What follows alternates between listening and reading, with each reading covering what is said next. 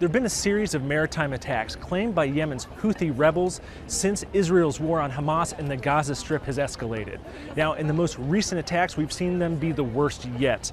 The U.S. military says that the Houthis launched ballistic missiles targeting 3 commercial vessels in the Red Sea, a strategic shipping route. The U.S. military also says one of its warships had to shoot down 3 bomb-carrying drones.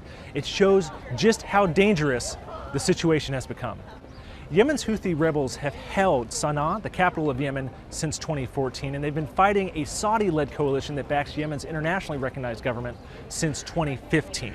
Now, in the recent years, we've seen a real downtick in the violence in Yemen's war. There's been sort of a truce between the Saudi-led coalition and the Houthis. However, it's been very, very tentative, and there's concerns that this war could break out again, particularly as the Houthis now launch these attacks over the Israel-Hamas war. Meanwhile, there's a wider concern, especially with the United States, because they say that the Houthis have received drones, missiles, and other weaponry from Iran. Iran denies this in part because there's a UN arms embargo on the country since the war began. However, fragments of drones, weapons seized by the U.S. military suggest very strongly that Iran has been supplying these weapons and supporting the Houthis as they launch these attacks.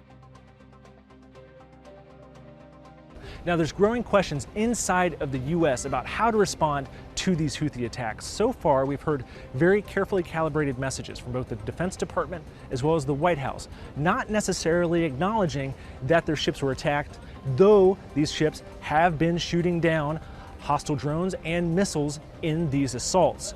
Now, in the last 24 hours, we've heard from the White House, and the White House has said that it's considering forming a naval task force with allied nations to potentially escort commercial ships through the Red Sea, the Bab al-Mandab, and the Gulf of Aden near Yemen. However, there's been no decision made on that yet, and it doesn't necessarily mean that these attacks would stop if these ships are escorted. And all this comes amid the wider concerns about Iran's rapidly advancing nuclear program, meaning that all these risks are still there and the chance for a wider escalation remains.